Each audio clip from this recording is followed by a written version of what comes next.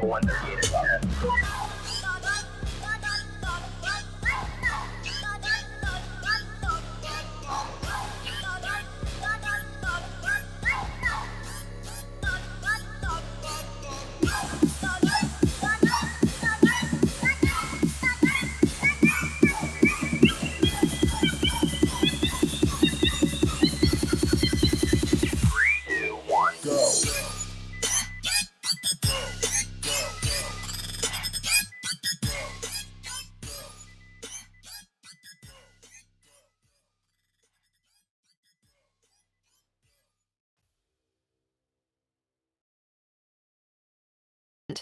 Dare Media Group is the home of these online radio stations: Radio X Gold, Radio X Country, 6RXM Radio X Magic, and Dare Talk Radio. Find out more at daremediagroup.com.au. Hello and welcome to everybody in Australia on Radio X. We're glad to be with you, I guess, this afternoon or this morning, depending on where you are. This is the Sportcat Show. Me and Harley here. Have a great show lined up for you tonight. How are you, Harley? Hello, I'm good. How are you? Good. Well, we had asked previously for a guest that had been on the show, and he's graciously agreed to come back. He's a content creator from my neck of the woods. Yeah, from your hood. And he's going to be here to talk to us some more about his adventures in stealth camping. And hello there, Northwest Wind. Sam, how are you? Hey, guys. I'm good. I've been better, but I'm doing okay, I suppose. How about you? Pretty good. Trying really hard to run a show. Yeah, I hear you. Thanks for having me back, though. Happy to come back anytime, like I said. Oh, dude, we love having you here. And conversations are interesting with you, so why wouldn't we? Yeah, I watched your last two videos, and they weren't your typical go hide in a dumpster or on a roof or something. You went in the woods and for a change. Yeah, Chris. Yeah, and it didn't necessarily go too well. Sorry, I'm pulling up the chat myself so I can follow along. Hello, everybody that's here. I went to look at I have a series on my channel, just property tours. I've been looking to buy some property on the Allegheny River in Western PA for years. I can finally afford to pay a loan now. So I can't afford it, but I can afford to take a loan out, which is fine. I guess 30 years, hopefully I'm still alive. It'll be paid off and I'll be like 70. But this was a property that I looked at back in like August or September, and they lowered the price by over half to meet my offer, which I thought was strange because I didn't want the property when I went and looked at it, but I made a disgustingly lowball offer for fun, and they kind of balked at it. Realtor was kind of a dickhead, said, "We're not going to take a penny less than whatever, no matter what you offer." And I go, "That's fine." And then naturally, 60 days later, the realtor calls, "Hey, they're willing to meet your number." I'm like, well, thinking about it now, like I'm only really willing to offer less than what my initial offer was. He's like, "You can't lower your offer. You already offered them this and they're willing to meet it now." I'm like, well, 2.5 months ago, you told me they weren't going $1 less than this, which was twice what I to begin with. I'm like, so they can take it or leave it. I'm like, I'll go out there and drive out there and look at it again because the price for it, even though I don't want it, the price was worth me driving just to see it again, a couple hours each way.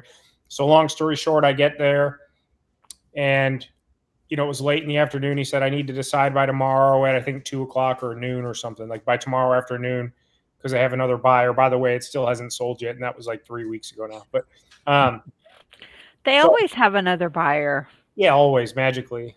So you can watch the video. But yeah, I decided I'm just going to camp there. I'll do this week's camp. Nice, simple truck camp. I threw everything in my truck, went out there, cooked some good food, kind of screwed around. Nothing really out of the ordinary. And then heard some... you can watch the video and read the couple thousand comments. A lot of people think it was bobcat or lynx or raccoons or something in heat, mating, whatever. I don't care what anybody says. I've spent over 200 nights, probably between 200 and 300 nights in the woods in various shapes and forms and different places. And I've heard just about every sound it has to offer. And this to me was a human woman, unless it was a man screaming like a girl. This was a human guttural, piercing scream. Long story short, I called the state police, and it's been hi bub, 3 weeks now, and I have not heard anything since. So wow.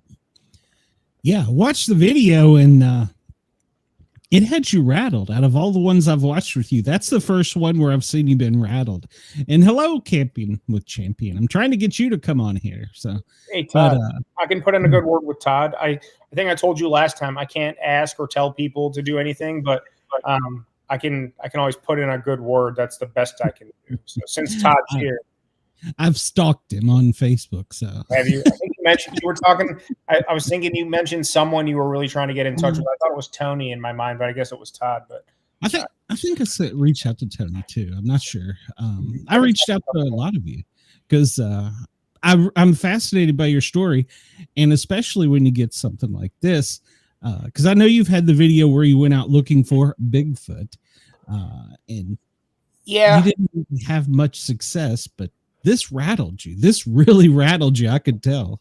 So when I did the Bigfoot video, that was more like a challenge. I'm not saying I don't believe in strange things, because I believe in the existence of strange things. I just don't know what or who or where. I'm a big alien guy, so you can get me down that rabbit hole any day of the week. But other things, I mean, if they're out there, they are. And if they're, Les Stroud said when he did his Bigfoot series, it's very simple. Either it exists and some of this is real, because obviously some of it's hoax. He says simple terms and it's easy to understand.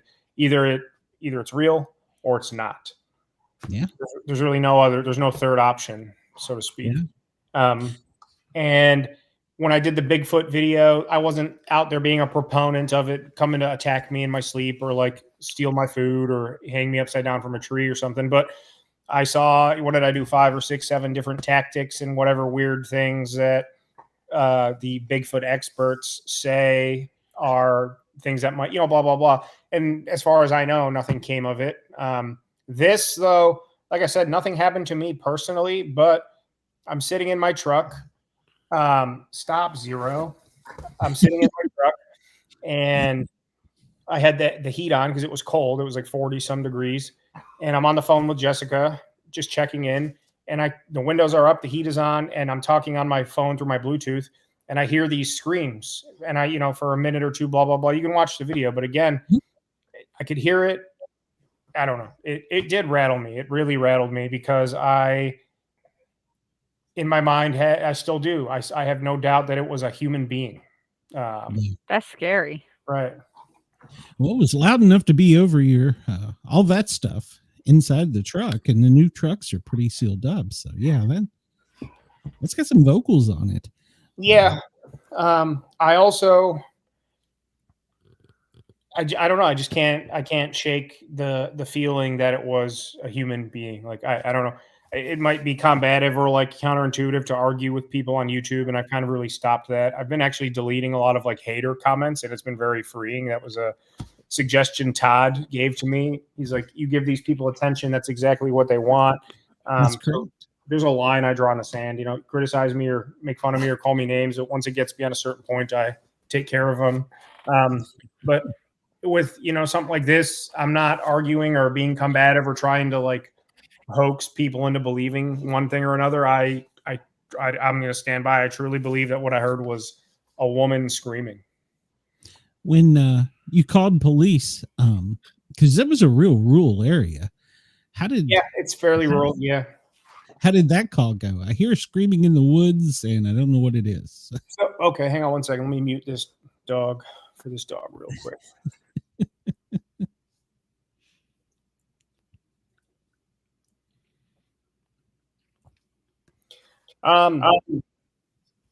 So I guess the dispatcher that I talked to was friendly at first, I guess, if that's the word you want to use.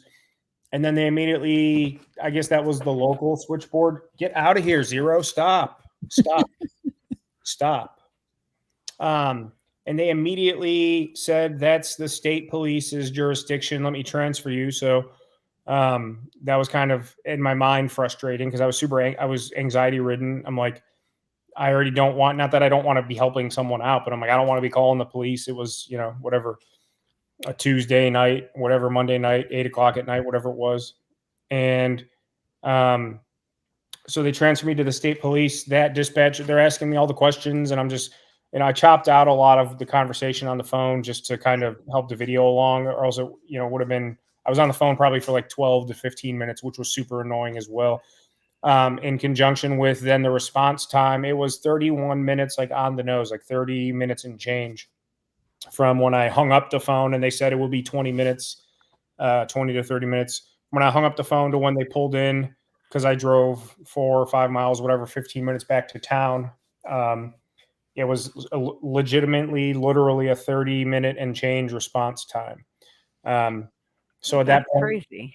Yeah, they're asking me to explain, and I said it in the video. They seemed like, I get it in hindsight. They seemed like suspicious of me, like that I did something, I thought, or like that I was messing with, something like, I could just tell they felt like something was off with me. And then they asked me to lead them down this holler, essentially, like, it's like there's the turnpike, and then about a 10-minute drive down a state route into the valley, into this little town, and then this holler is off the state route just outside of town. And we were like probably between 4 solid miles up this, pretty much one, it's not one way in, one way out, essentially. I guess it is, actually it is. It's one way in, one way out, and it's like a vehicle and a half wide at most parts. Like if someone else is coming, you're backing up or looking for the nearest turnoff to let them pass. Like you're not driving a Buick Regal down it by any means. And I got these 2 state cops following me a significant ways up this, so in my mind, I'm like, this is like literally like a movie. Get there and they have their things out and they're looking around the cabin that was next, blah, blah, blah, blah, blah. And then they just said, well, there's a couple other houses down the road, cabins, whatever. We're going to go look at those, but you get out of here. And they just told me to leave, and nobody ever called me back that night to follow up. It's been, I guess, whatever, over almost 3 weeks now, if I'm not mistaken. And I haven't heard hide nor hair. I Google searched through the area twice, and just like the borough or like the township and the county that I know it's in. And I haven't found anything of anything worth note in relevancy to that video or that night at all. Not even like a report of the call or anything. So I know sometimes there's a latency with like police blotters are like 3 or 4 weeks behind potentially, just like they, but I haven't seen anything. So hi to everybody that's here too. I see the comments on the side, but I don't ever shut up, so I can't read them at all times. They probably thought you were trying to lure them into the trap. Yeah, well, that's a possibility. Having worked in public safety, I can tell you that that's a possibility. There's crazy people out there, but and I would imagine for them, this was probably, especially being a state trooper, it was a odd call because, they're used to the highway and stuff. And right. That's more rural police work. But, well, luckily nobody was found or whatever. I mean, I guess. That's what I know of anyway. I'm not going to say nothing happened or something happened. There's no way. There's literally no way of knowing. You're pretty correct. The state police are mostly on the turnpike, which is I-80, runs through PA, through blah, blah, blah, all the way across the country. Mm-hmm. But I guess it's not the turnpike in PA, it's Interstate 80. In Ohio, it's the Ohio Turnpike. But I've been up in that specific, there's two towns, in northern and southern, on this stretch of river that I'm looking in that are my stomping grounds up there. And to access the areas, go through this town I was in. I've never really seen police through there. Occasionally at the truck stop restaurant, and there's a motel at the off of 80 where we get off to access these areas. I've seen a cop or two there, but it's always, I guess, a state trooper. But it never connected with me that there's not even like a borough police or like a county something or other, like wherever these guys were. I'm assuming they were the closest in proximity, and to get to where I was, even off of 80, is a solid 10-minute drive. So even if they were 15, 20 miles out, even 10 miles out, it's still going to take them, and I don't know. It's kind of unnerving knowing, granted, if something bad happens and someone wants to hurt me or something like that, if I am ever out there, that's one thing. But even if I break my leg or have a heart attack or something, You know, it's like even and you know, an ambulance isn't doing 100 miles an hour like a state trooper probably was if they were. No, we're much slower. So it's kind of unnerving to know, you know, like I'm from the suburbs, but I've spent plenty of time in the bush in way more rural areas than that, up in northern Ontario and even deeper into PA and stuff like that. But I've never really needed, even when I was in the Boundary Waters and hurt my ankle, the paramedics came in on the float plane and they were there in probably about, it was like less than an hour or so relative to coming in on a float plane versus state troopers showing up to an established blah, blah, blah. Like the response time was, I mean, under an hour for both of them, but coming in on a float plane versus state, Yeah. you know, it's like it was eye opening. So. Yeah. Well, and a lot of times in these rural areas, everything's volunteer, so you got to round up the troops, so to speak. I know when we're out in the woods, if we go deep in the woods, one of us always has it's a little thing that's got like 3 buttons on it. Like 1 is I need help, 2 is like need help really bad, and 3 is like I'm gonna die. And it's a satellite thing, it sends out a signal. But yeah, but even some of the places here in the South, we go, you're gonna be a minute before somebody can get to you. Yeah, I have my my Zoleo Satcom, and that's what helped me out in the Boundary Waters when I rolled my ankle. So it was literally the first time I had taken it on a trip with me and used it I guess it was the second or third day, one of the two. I was there 2 nights. So it was the third day, whatever it was, second day. Or was I there one night? I don't know. So it came in handy. I take it with me when I go deep into PA because a lot of areas that I'm familiar with now, I know where I'm going to have service and not based on kind of like where my like a lot of my campsites or hotels and stuff we stay are based to get to areas that we go fish. So I kind of know we have a lot more like home base areas now than we did a few years ago. So having something like that, even just to text back and forth with my wife, it's intuitive through the cell phone app. So as long as I have a signal through the Zoleo, I can literally just, you know, I can't get calls out, but if I need the SOS, and I can text back and forth with Jessica, which is nice. So it's worth having. And I think it's like $15 a month when it's active, and when it's dormant, it's like $4 a month. So if I only, you know, I'll activate it Hello, Brenda. You know, so it's worthwhile. Yeah. I know when we were deep in the woods in South Georgia, my cousin had a heart incident of all times in the middle of the night, and I was asleep, and it took me about 45 minutes just to get out of the woods from where we were, and then probably another 30 minutes to get to a hospital. So right. Yeah, a lot of people don't realize, you know, you get used to the city stuff and you think, oh, 911, they'll be here in 8 minutes or whatever. Yeah, not out in the woods sometimes, and sometimes you are it. Yeah, I guess he's a ranger, the bush pilot. He works for the U.S. Forest Service. When he flew in to pick me up, and he brought a first responder from Ely, Minnesota, so a local. So you have a forest ranger who has a float plane, so he's everywhere, and then just another medic that is in one of the northernmost towns in the continent, as far as in the United States, you know, on the border of Canada. So they're dealing, you know, a good majority of their workload accoutrement is rural or bush injuries. And unfortunately, you know, I was with them for a couple hour and a half as we tied me, blah, blah, blah, blah, blah. They said a majority of the injuries up there are broken limbs and or heart attacks from the strain of canoe tripping and backpacking and ice. What do you call them? ATV, snowmobile, all that stuff. Mm-hmm. So a lot of times, yeah, it's either a broken limb or a heart attack. And they said, unfortunately, like over 80% of the time, they're arriving for a heart incident and it's, you know, beyond time to do anything. Yeah. And then at that point, they can't do anything at all until a coroner then comes to fly in. So, you know, by the time they get there, they can't do anything. And then they can't do anything to help you. And then they can't do anything for you or with you until other people get, you know, it's not a good way to go out. When I first started working in EMS, I was in rural East Tennessee, so I know how that is. So, right. So you didn't buy the property. That was an omen, if nothing else. No, yeah, there was just like I said it in the video too. When I looked at it back, I think it was Labor Day weekend, I want to say, or just before.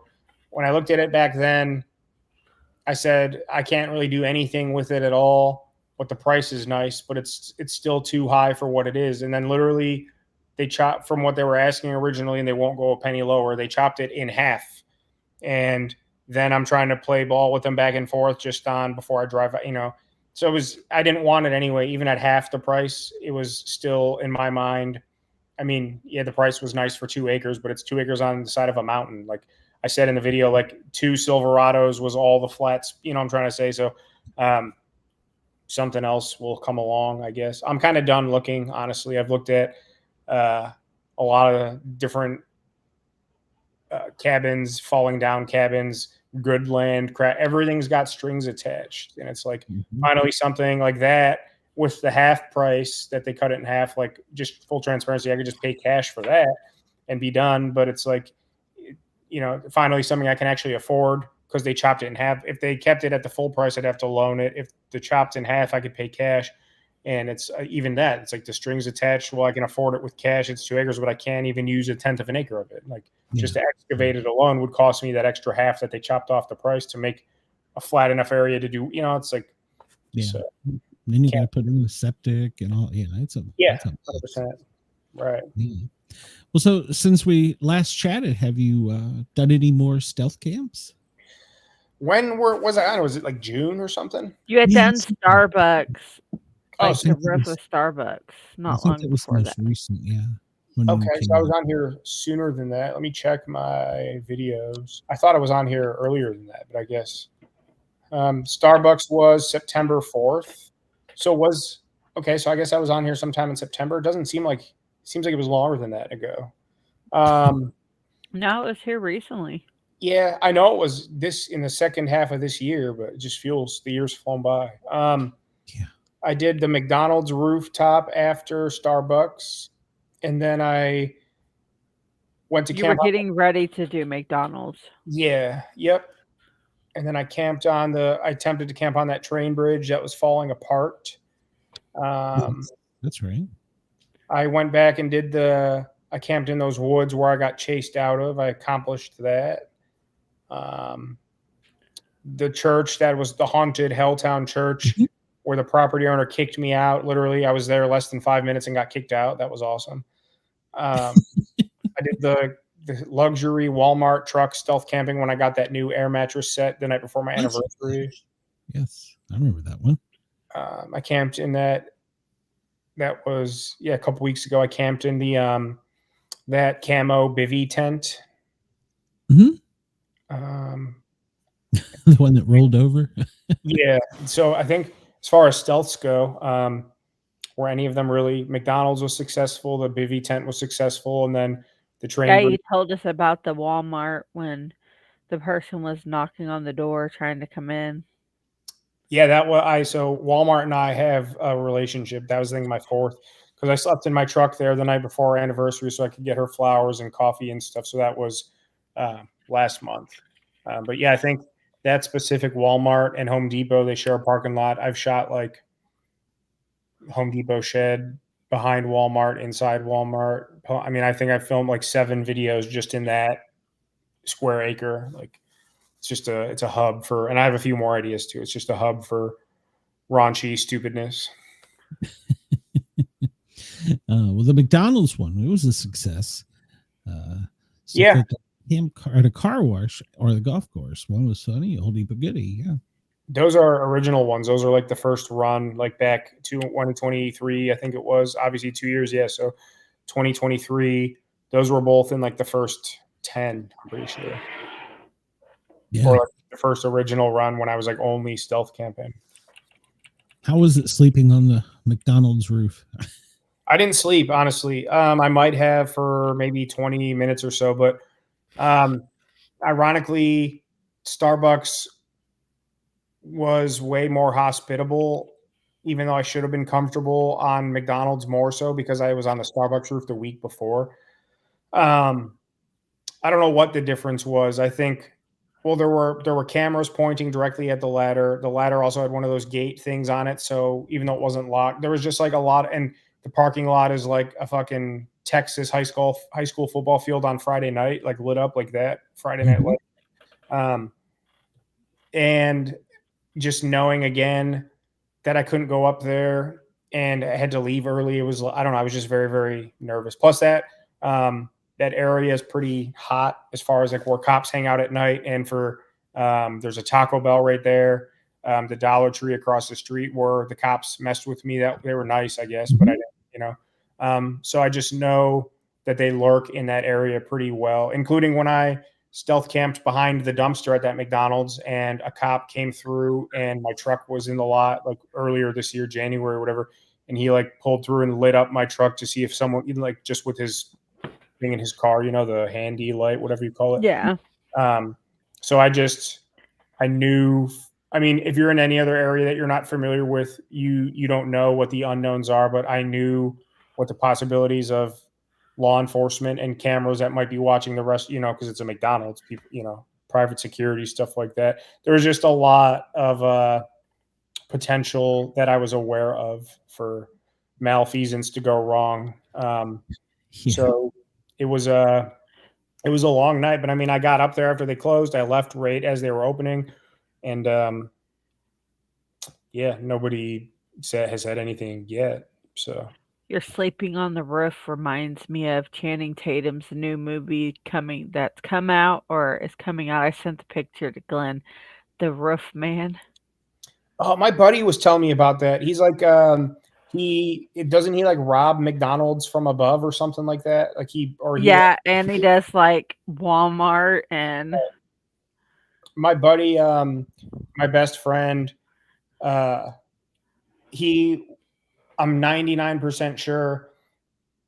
I don't know if it was the night that I was at McDonald's or like the next night, but him and his wife went to go see that in theaters and her water broke when their baby's born now. It was like 5 weeks ago now. But I was on McDonald's roof like either that night or the next morning after that. They went to see that Roof Man movie and only made it like 20 minutes in and her water broke. So it's like a running joke. My. Yeah, so the baby's healthy and everything, but it was like it was like a funny coincidence, I guess, that they were watching that while their best friend is on the roof and then they have the baby. It was just like a cluster F of weirdness or coincidence, I guess, if you believe in that. Well, now that it's getting colder, do you still like to do it in the cold, or some people like the summer camp? So.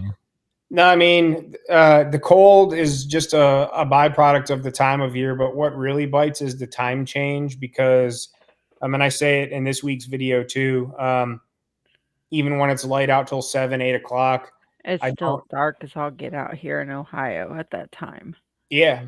I mean, by 5:15, it's dark here. I get off work at 5 and it's dark outside. Yeah, it's miserable. And then being cold on top of it.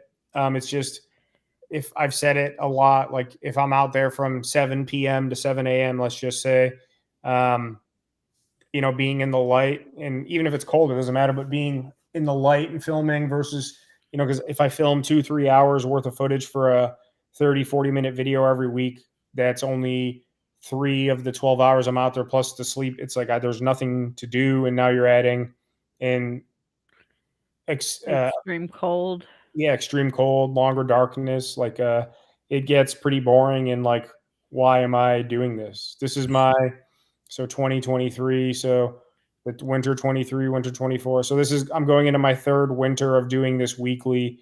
And it's definitely not like the first year I was like, it sucked, but I was kind of all about it because, the stealth camp coming out tomorrow, stealth camp number 56. Over a 2-year and change span, plus all the other videos I camp in the cold, fishing, all that other stuff. But like when I'm not waking up to go fishing or waking up from a camping trip to go fit, blah, blah, blah. It's like the only reward I have is people watching me on YouTube. I mean, it's fun. People enjoy the videos and stuff, no doubt. And the channel's still growing. But in the short term, it's not like I'm making hundreds or thousands of dollars each week off of posting a video, which is eventually the goal, but it's like I still feel like I'm paying my dues because obviously I'm not making a living off this yet. So right now, it's still a little, but then again, it's like the guys that start any company, McDonald's or Amazon or whatever, they're working out of garages, they're taking out loans, they're working 19-hour days. They're broke, then they're mint, then they're broke again, then they're, Mhm. it's like, I'm not comparing myself to any of those guys, but the ideology is the same. Nobody just starts day one and is successful overnight. That's what everybody says. They're an overnight success that took 5 years to get there. Yeah, YouTube is hard work. Don't let anybody fool you. So No, it is. But then there's also those strike it viral pretty quick kind. You know what I'm saying? The viral game I guess it's like essentially winning the lottery too. Like You it's gotta hard. be at the right you gotta have your video out at the right time and it be the right content and get the right attention and the right audience to hit it big. yeah, pretty much. It's Unfortunately, we're not that people yet. not We're yet getting, anyway. yeah, we're getting there. We're getting there eventually.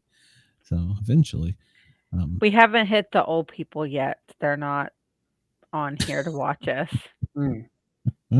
I am an old people. So So Tony from Random Adventures 2.0, not that age is just a number anyway, but it is funny. I've sat with Tony and talked with him and about our analytics and stuff. I haven't talked to Tony in depth in a while. I don't know. We just haven't connected lately at all, but I would like to. I got to give him a call, or he should give me a call. But his analytics are, I forget the age brackets, but just like they'd ask you on any kind of like survey, like 18 to 24, 24 to 35, 35 to 49, 50 plus, or like 50 to 60, whatever. Tony, his, he's got 40 some thousand now, 35, 40 some thousand, I think. His bracket of age is that, like, I don't want to say seniors in like a derogatory way, but of like seniors, like 50 or 60 plus, versus mine is more of like kind of mixed, but on the younger side. And then I know Todd Champion kind of has a mix of both, if I'm not mistaken. But it is really wild that they can break down and actually see who is watching your videos, and then obviously that's who they're going to target more as well when they're pushing your videos out. So it's YouTube, it's in an AI and the algorithms. Things have changed, especially in the last 6 months. I've noticed it myself because I'm on YouTube every day. I put in a lot of time on the back end of things too, even just responding to comments. But I'm pretty in tune with what's going on analytically, even though my channel is not huge. But things have changed or are, I guess, ever evolving. But especially the second half of this year has been very interesting. yeah, they've changed, and depending on your content, they will boost you or push you down. So yeah, it's like I said, it's hard to get the right balance. We're privileged to be on the air in Australia with Radio X, and we've got a station down in Florida that replays this. This will replay there tomorrow night. And so we're kind of blessed that way. But the other thing I've noticed is, and Mrs. Sportcat, she's like, you got to do TikTok. I hate TikTok. But you can't pull people from one to another. It's almost impossible to get somebody to switch off whatever it is they like. Yeah. No, that's 100% true. I have a TikTok, just like I have a Twitter, and I use Instagram pretty much frequently, but I don't use anything else, just my Instagram. And then obviously YouTube's the forefront, and I have my email and stuff. But I have a Twitter, I have a Reddit, and I have a TikTok, but mainly just to secure them in name. And I use them for my personal stuff anyway. TikTok in particular, it's the same thing with the YouTube shorts. Everybody's all about the YouTube shorts, and it's basically YouTube's competition to TikTok. And I can promise you, I've had a few TikToks,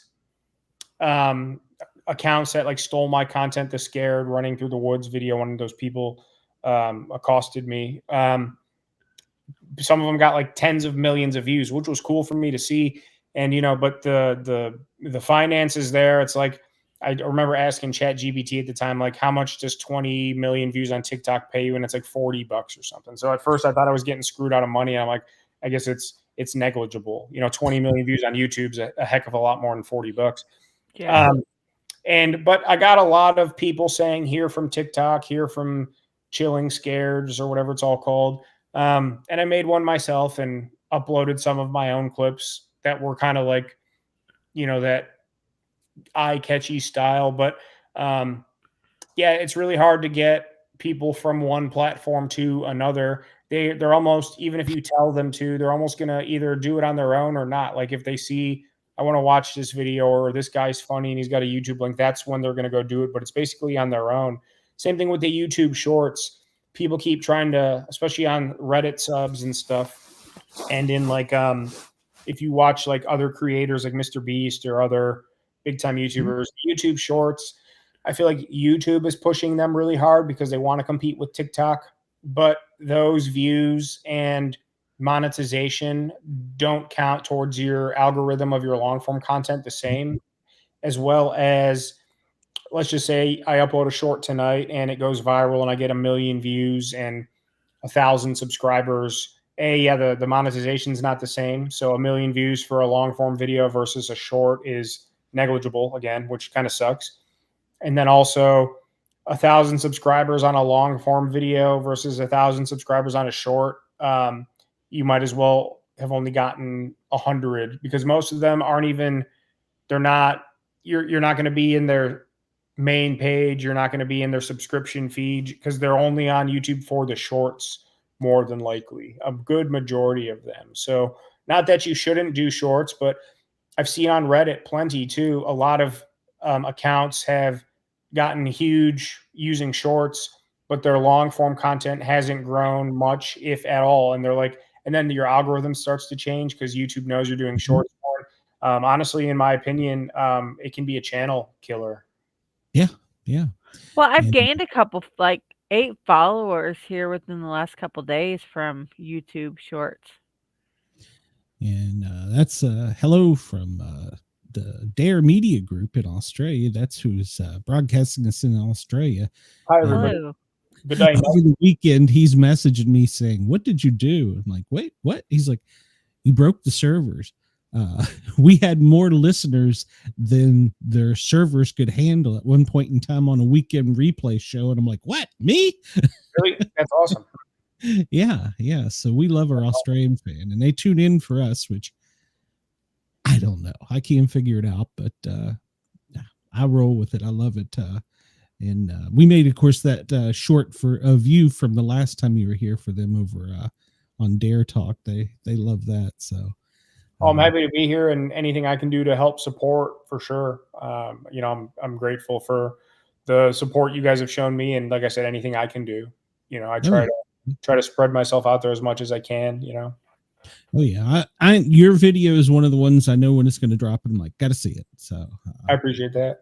Yeah, I really enjoy it, and I love how you're like, I'm doing this because I'm a content creator, or this is Safety Kevin, or right. I don't know what it is, but I tend to, I guess I don't know. It's just my mind or something, but I tend to like get hyper fixated on things for like a while, and then it slowly turns into something else, like sausage and peppers. And I still enjoy sausage and peppers, but I don't really say that much anymore. And then the same thing with like moist, and I would say that a lot. Then I kind of like, and then like the screaming and dancing and stuff. And I used to do that a lot more. And, now it's I'm a content creator. I was doing it in tomorrow's video too, like a bunch, either way, but it's like, I kind of have like phases, Well, it's very funny. My wife goes, "He's so stupid." And I'm like, "That's the point." It's just me, whether I mean, I wouldn't sit here and say I'm not stupid, but I'm just. She didn't mean it derogatorily, by the way. Oh no, yeah, I don't take it that way. Yeah, I'm just me. What you see is what you get. If you've watched my videos, or you're watching me here or on any of the other interviews or podcasts or whatever I've done, like I always tell people, some people when they hit record become a different person by trade. Yes. And with me, it's like I turn it on, like I'd say 10%, like that's, and anybody would, sure. If Mel Gibson is playing himself in a commercial, he still has to, even though he's supposed to just be Mel Gibson giving a testimonial, he still has to turn it on a little bit, Yeah. My kids won't listen to my show because they say you talk different when you're on the radio. I'm like, what? No, I don't. I'm like, maybe I enunciate more, whereas I just scream at you. So maybe that's. That could be true. Could be. So where do you want to go next? What's your big stealth camp that you got in mind now? I mean, don't obviously give it away, but so I have the one tomorrow it's a stealth camp, but it's not anything special. I'm not really happy with the video, but it's going to come out either way. Because like I said, I just shoot what I shoot and I put it out.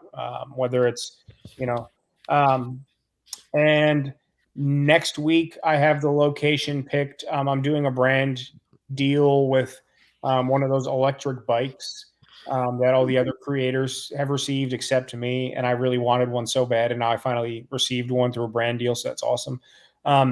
So I'm in a camp using that as my vehicular transportation. So I have a location picked for that.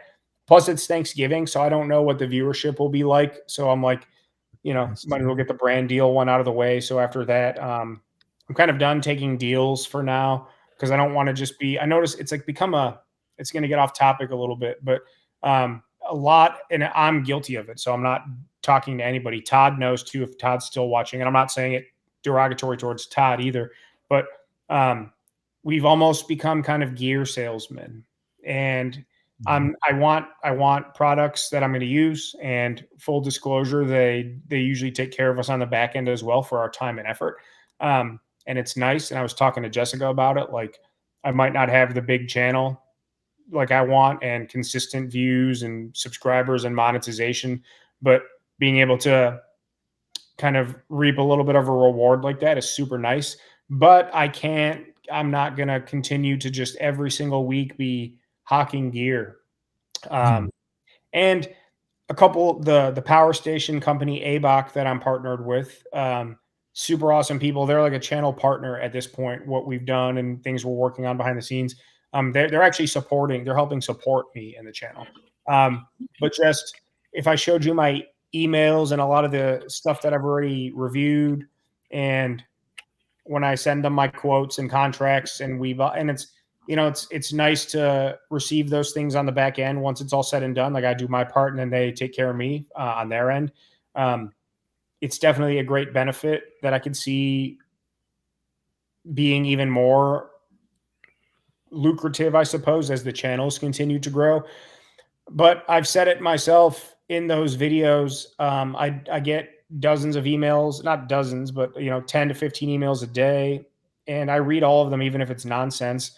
And I probably say yes to 10% of them. But at the same time, now that those 10% I'm saying yes to are per capita greater than they were a year ago when there was, it's the last thing I want to do is just, even if it's a 1-minute ad in every video every week, I really got to be overwhelmed by what they're offering me or what the product is. And I'm probably taking money out of my own pocket by doing so, but I don't, and I'm not, like I said, I'm not saying it to Todd or anybody else, but a lot of us are becoming gear salesmen. And it's not a negative thing at all. And like I said, it's helping us out a little bit on the back end, but to me, it's just like, it's easy to say, it's getting easier and easier to say yes because of everything I mentioned. And I'm not just sitting here trying to talk about, financial things either, but I think you can kind of pick up where I'm getting at. So next week I will take care of that because that's an actual obligation. And then from there, I have 2 videos in particular that I plan to shoot between now and the end of the year. One of them is a video that I've done twice and failed both times. And then another one is what I call a very, very risky one, that I don't know how I'm going to, not that I know there's a couple different ways I can pull it off, but I don't know how I'm going to. So I guess we got 5 weeks left in the year. So including next week, that's already going to be shot. I got 5 videos left. So I've got 2, what I call premier stealth camps coming for sure.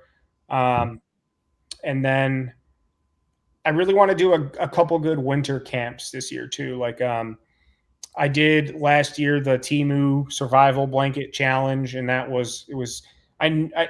hate to say it, but in my mind, I opened it. I'm like, I'm going to see how long I can pretend I have a broken leg in this thing. And I tested it out in my backyard just to see what it was like. I'm like, I'm not going to be out here for in my mind, I'm like, I'll be home before 10 p.m. And of course, what is it? I was out there for like 3 hours and it was ripped and torn and I was frozen. I'm like, there's no way in my mind, I'm like, there's no way in hell I'm making it through the night. Like, let's be honest. I've never camped in the snow, but the cold is challenging. Yes. Yeah. Yeah. So I'd like to do a couple snowstorm camps this year. I have a couple different mechanisms how I'd like to do that. And then the cool thing about winter time is it opens up I try to save indoor camps or like camps that I know would be good for cold weather for this time of year. So there's one that's really, really on my mind that I've been waiting to do. In the past 2 winters, time just escaped me, and I don't know why, because I think it's a really cool spot for indoor winter camping. So I'm going to do that probably on like the polar vortex week, whenever that comes into town. But then that also begs the question, or do I do a outdoor winter camp in the polar vortex and get to use that in the tight, I'm trying to say, it's always like Harley said, it's like, you don't know what you're missing out on or what you might not be capitalizing on. You know what I'm trying to say? Like, it's tough, but yeah, so I've got some ideas, and then my list is growing and long. And this is Ohio. You never know when it's actually going to hit. Right. We've been in the 50s, like yesterday was in the 50s, and then it went chilly, and then today it's been hot and cold. And we had, you're north snow and snow last week, right? And some places out east of us, like about an hour east of here, got almost a foot, and it's all gone now. But yeah, ours didn't even last a day here in Parma, so like 2-3 inches, it was gone within 48 hours. Well, just for the record, that would shut Atlanta down. They wouldn't know what to do. They don't shut nothing down here in this area for any snow. Though, no, here in Ohio, they close schools for heat. When the heat goes out. When it gets hot, during the summer, they'll close the school. It's crazy. So, but they could have school when there's 3 feet of snow on the ground. We had way more snow days when I was a kid, but also there was less plows, and there wasn't as much, like, now it's not even, they use salt, but they also use like salt and sand mixed. Yeah, they use all kinds, and there's like this blue chemical stuff, I forget they call it, isopropyl jamocha loca, whatever the hell it's called. And it's not as hard on the roads, but I'm sure way worse for the environment. But so it's like they just know they have better technology, better ability than they did. I just turned 34, so you're talking, 20 some years ago at this point. But yeah, we used to. Here in Ohio, they start putting plows out when they even get the slightest bit of. And they do like there's plows out right now here in Parma, and there's no snow on the ground. Right. Wow. We have one snowplow in like Metro Atlanta, and it's probably broke down right now. There's so many in Ohio. Like there's 10 to 20 running in just my little area. Yeah, every city has its own fleet, if you can imagine that. So even just imagine, 15 individual cities or so. Probably, in Cuyahoga County, how many cities are there? And each business has their own private contractor it's like there's, But it was East Tennessee was a little bit better. They did when I was in Knoxville, Knox County. They had plows, probably not as many as you guys, but at least they had some. Plus, you know how it is in the country. You take care of your neighbor. Somebody in the neighborhood's going to plow, and they're going to come. So, but yeah. I've never camped in the snow. I almost want to try it, but I hate the cold. So, but you go in prepared. You're going to be cold no matter what. But obviously, having cold hands or a cold face while you're out hunting or ice skating or going out to get your mail, that's just like part of the game. But camping or I have been out fishing on the boat when it's 40 degrees and raining or sleeting, or we go fly fishing in late March, early April, or even if we steelhead, which I don't really do much anymore around here. Steelheading's, over the winter. And I've been balls deep with ice, or not like locked in ice, but like walking from an icy shore into thigh balls deep water, and it's just part of the game, wearing, what do you call them? Long underwear, and then wool socks and a pair of sweatpants, and then my waders, and I'm wearing a t-shirt and then a thermal and then a big heavy flannel and then my like over, and it's like, it's just part of the game. A lot of times throw on 2 pairs of wool socks, just blah, blah, blah, earmuffs and a neck gaiter or a face buff. It's like, I've been in the South too long, so. Yeah. So Todd is in Alabama. At least right now he is. And, even being in the 50s at night, most of the winter, I'm sure it gets down in the 40s and 30s, but I mean, nothing like up here. Like a cold stretch for them would be like our entire November through March. And I'm very envious because, yeah, I do, even having the low light and less daytime, the temperature alone would be a big caveat to doing more throughout those months. Or even living out on the West Coast or in the Southwest or something like that. Like it's definitely, it can be harsh for sure, especially on the mental state and all that too. Like the shorter days are one thing, but then it's cold, so you don't even want to be outside, blah, blah, blah. It's, it weighs on you, especially, certain people more so in particular, I'm myself included. Me. Yeah, that was one thing I wanted to talk to you about. You had a period where you were kind of down. So how are you now? Well, and I had too, to be, open transparency there. Well, you go first because I want to hear what you have to say too. Your experience is just as important as mine, even if I'm the one being interviewed. Well, no, thank you. Basically, I've had this, it feels like a hollow, empty feeling. And it's like, hey, do you ever crave a chocolate bar, a Mountain Dew or something? It's like a craving that you can't get cured. I've had therapy, and of course I told you that they're trying pills. But a lot of times you just kind of have to pull yourself out of it. And the first part is sleep. You got to be able to sleep. And if you can't sleep, then it's just going to spiral more. So I managed to get my sleep habit back, which helped a lot. Good. I quit the Mountain Dews. That was my only vice. That was my only vice. I don't do anything else. That was it. But and I've pulled myself out, and I've done some therapy. And basically I've come to the conclusion with therapists, and God, if she's watching, basically they're just a coach. They're going, attaboy, you're good. I mean, am I lying? No. So you hit on a few things that like are super relevant to me in my experience too. So I'm glad that you went first because, and also I try to be a champion of talking about my own to encourage other people to talk about their own. So I kind of Jedi mind tricked you into talking about it, which proves my point that that's exactly what I like to do. So amen. So good for you. And it's your show. Yeah, I'm not shy about it. And I think that's another thing that helped me because I get a lot of live interaction with the chat.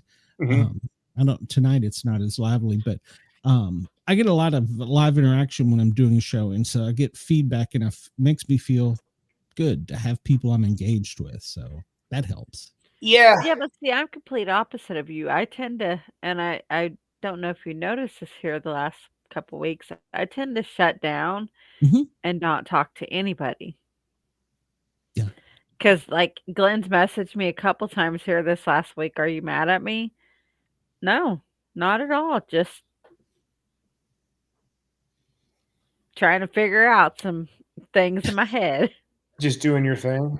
Yeah. Like I shut down. I don't talk to nobody. I just go quiet. I think I could do that. I'm not a loner, so to speak. So. Well, I'm not either. I'm normally a people person, but with work and life and everything else, I just get into that moment where I don't talk to nobody. I mean, there's nothing wrong with that. I like to isolate a lot of times too, just to kind of like cleanse myself of other people and their problems and stuff. And not like that I want to not help people or be a friend or someone to be, blah, blah, blah. But it's like, it's almost like that you got to figure it out yourself, which Glenn, you kind of mentioned. And also, I'm pretty selfless with my time and like to help people and even talk or listen with people. But certain times, I get an inbox a day full of people, and it's good. I have ongoing. It's like with so many people, it's awesome. I love it, and it's not always bad or like Debbie Downer stuff. And I'm the king of. I put myself out there, Debbie Downer, plenty as it is, so I'm not degrading anybody. But sometimes, like you're saying, Harley, is like I just like to shut it all off as much as I can. And even like with Jessica, not that she'll tell me about her friend who's going through some stuff right now, or I'll tell her about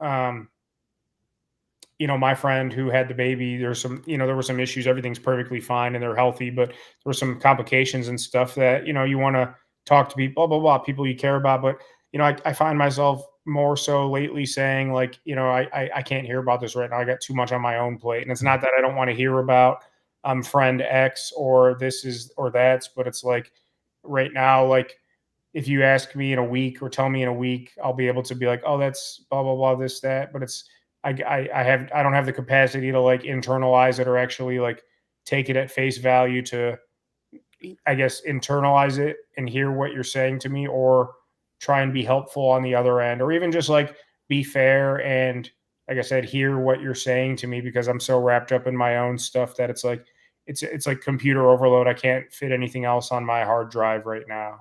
And see, I'm the type of person, like, I don't like to put my issues that I have onto other people. That So too.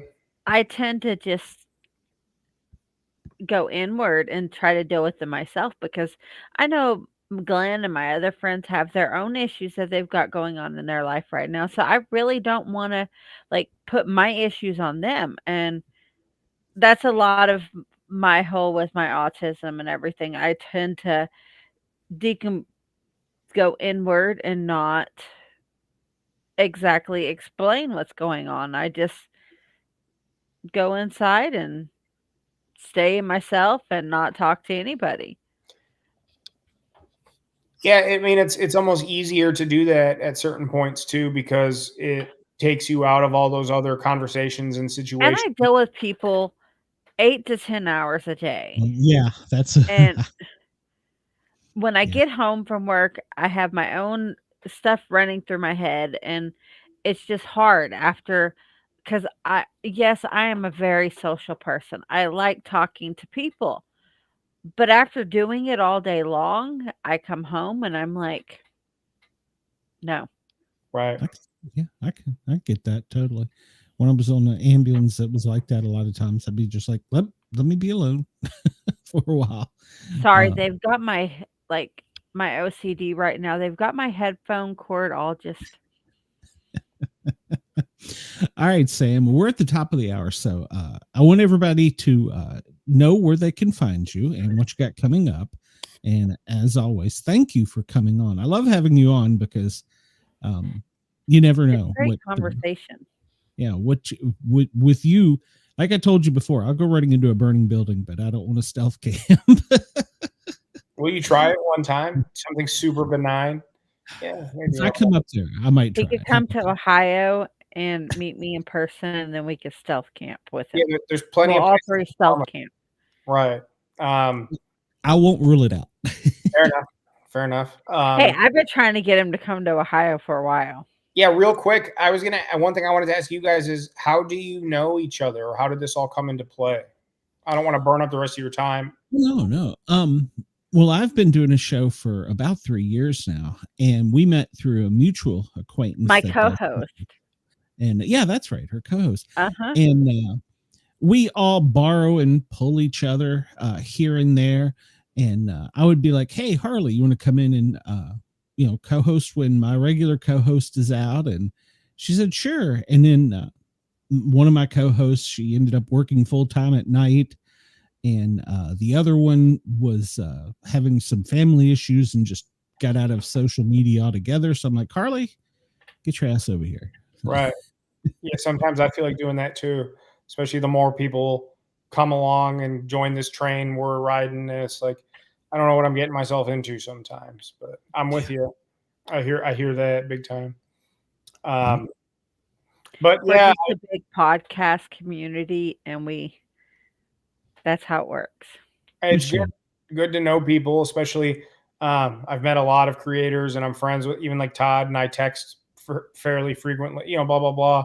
Whether it's people that do digital design and thumbnails, or people that have podcasts, or people that have shows for this or that, or other campers or other outdoor people. Like, honestly, Glenn has become one of my best friends, and my son did all my thumbnails for my podcast.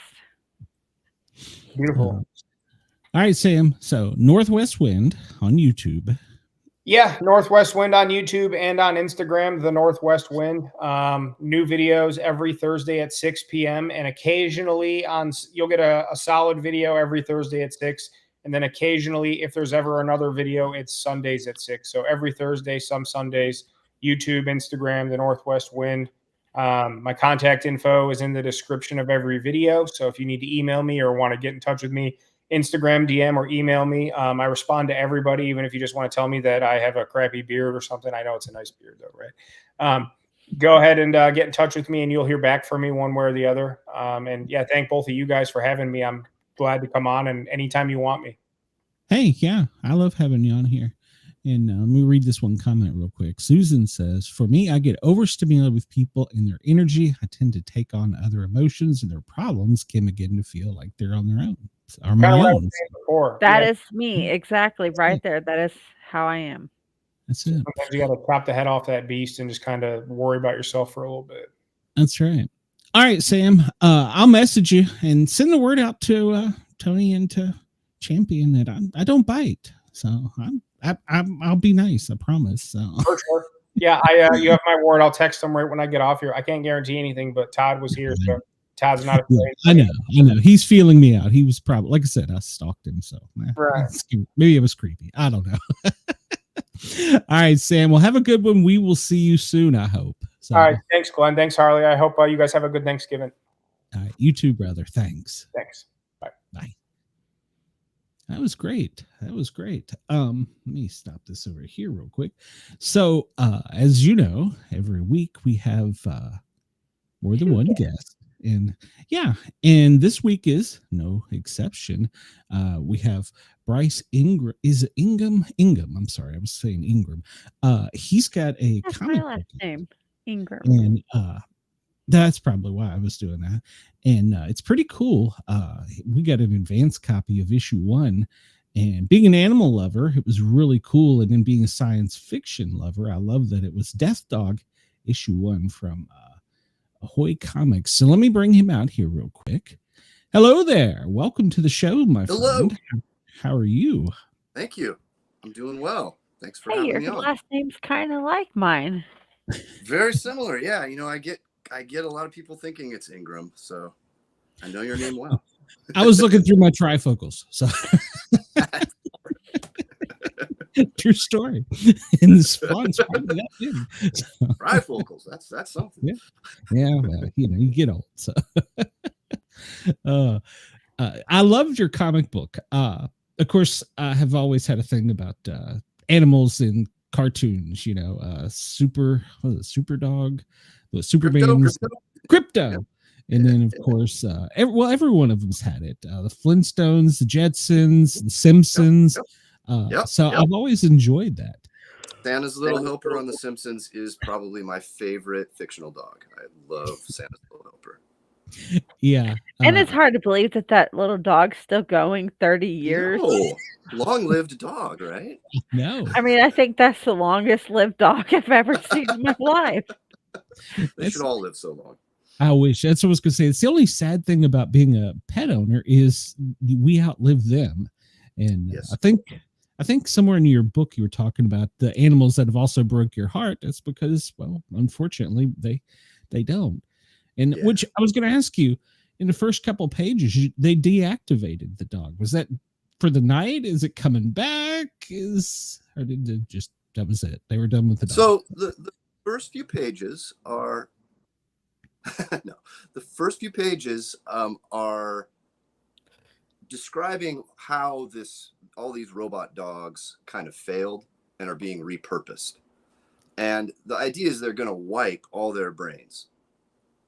these original robot dogs that were designed to be people's pets in the story, they were based on the brainwaves of actual dogs. Dogs were going extinct in this world. And as the dogs were all dying off, they started recording their brain patterns, and with some sci-fi mumbo jumbo, they were able to create robot versions of these exact same dogs. So the beginning of my story, they're shutting down all those dogs because of problems with the program. The technology has been purchased by a corporation, and they're going to be repurposed and wiped. The characters at the beginning of the book are like, we don't want this one special dog to be wiped completely. And so they kind of put in some virus into the code or whatever, so that later on, even though the dog will have a different body and be essentially being used for security, it will click back to being the dog that it always was. Good. Yeah. Your artist does a great job of taking the dog from nice friendly dog to all of a sudden I'm a robot and I'm going to bite your hand off. Yes, I agree. Yeah, Alan Robinson did a really wonderful job with the art. He's great to work with, very intuitive, but also really, like, any kind of note I gave him, like, oh, he needs to look a little meaner here, he was like right on it and fantastic. Yeah, I couldn't be happier with the art. Yeah, I've always wondered, you see the image in your head. Of course, you wrote the story, and you see the image in your head. How do you paint that picture to somebody? That's total different style of art. It is, and a different style of writing than any other kind of writing, because it's just writing where you're describing a single image that is part of sequential art to a person, and saying, okay, you can get it really detailed. Sometimes you can write a couple paragraphs describing one panel. Other times you might just write a sentence because you trust the artist that they understand the tone, they understand what the book is trying to evoke, and they can pull it off without a lot of help. But something like the cover, I'll hold up the cover here. The cover of the first issue here, that was me describing this to Alan. I said, I'd really like an image that shows both worlds that are part of the story, the haves and the have-nots, having the repurposed robot dog in his horrifying form being embraced by Wyatt, our main human character. And he did it. And at first, it looked like Wyatt was a little too big in relation to the dog, right? So I said, Alan, can you adjust that? Bang, he adjusts it, and it looks perfect. So it's exciting. Honestly, it's really exciting as a person who cannot draw I'm gonna like have this. to buy this for my son. Yeah. Thank you. I hope he likes it, because he is a huge dog fanatic. Me too. And I love fictional dogs, but I love fictional dogs the most when they act like real dogs. I'm not so into, the anthropomorphized human that just is in a dog body. And so there, I play with it a little bit. I give the dog in this story a little bit of facility with human language, but not much. And I kept her as much as I can acting like a dog. And as we move forward, that's always going to be my intention, is she acts like a dog. She is a dog. She's not a character, that I created. She's a dog. Yeah, I love with the word potato. Yes, her favorite word. That was like a play of I Am Groot. A little bit, yeah. Did when you were doing this, did you have any dog in mind, whether fictional or your own, that you? I think I based it mostly on dogs that I've known, like family dogs. I had a dog that I loved dearly that I had for 14 years. Like if the picture was a little wide, you can kind of see there's a picture over there on the wall behind me, that black and white photos of Mungry, my old friend. And I even thought about asking the artist to design her to look like my old dog, but we decided to go with a little bit bigger breed. It's more like a Great Dane, just to emphasize the size and danger of this robot. Because at the two purposes, or the two fuels for this story, are my love of dogs and my fear of robot dogs. Like they are almost equal in intensity. Like, as much as I love actual living, breathing dogs, I think the potential of robot dogs is horrifying. Agreed. Growing up, the original Yul Brynner Westworld terrified the hell out of me. Yeah. Yeah. So yeah, Scary agreed. movie. Yeah. And with AI and stuff, it might not be that far away, which No. is Well, terrifying. you do know they do have those robotic dogs that are like real dogs without the pooping everywhere. No, I didn't. That's one improvement. The poop. Well, Nope. see, that's what we're buying my son for Christmas is a robotic dog that doesn't poop everywhere. That's great. Yeah. And I doubt that the dog you're buying your son is going to bite his hand off. So I think it'll probably No. be okay. Well, the ones that I've got a buddy that works for the Secret Service, the ones that patrol the grounds of like Mar-a-Lago or the White House. Oh, I wouldn't mess with them. I think they got like a gun attached to them or something, a missile. And, several years ago on Black Mirror, there's an episode that's all about robot dogs. And if you're not already scared of them and you watch like how they portray the near future possibilities of that technology, it's chilling. Yeah, I work in public safety, and back when they had the only, knock on wood, bombing with the Boston City Marathon, Yes. a few years later, they had robot dogs running with them that are ahead of them that could smell and detect danger. And I mean, that's been what, 20? It's been a long time. So yeah, the technology's come a long way. And I don't, it's that whole thing with technology. Can we trust the humans to use it properly? No. Sure. A dog that runs around and a robot dog that's just sniffing for bombs. All right. I'm good with that. I have no problem with that. But as soon as someone says, yeah, but it also they would have had that back in like 95 for the Oklahoma City bombing. That would have saved a lot of people. Right. So any kind of technology that's we're not using the dogs to control human beings, to chase us or to hunt us or to control us. That's what I don't want to see. Absolutely. So when I hear about police departments in the United States or around the world going, hey, look at our exciting new robot dog, I'm always like, oh no. Yeah. My buddy at the Secret Service, they're even terrified of it. Right. How, really, what could you do to stop a robot dog if it was built, the way that they could build them with the kind of balance and strength? Yeah. Exactly, Chris. He says you cannot trust some humans to use anything properly. Yeah. The military will probably figure out a anti-robot jammer or something. Yeah, right. And that's the problem. And you kind of touch on it there kind of lightly, but it was enough to where you got it that we really don't want that, So, yeah. And then you touched on a couple heavy things in the book too. Yeah, I'm not super optimistic about the future right now. And so, when I start, okay, we're going to write about the future.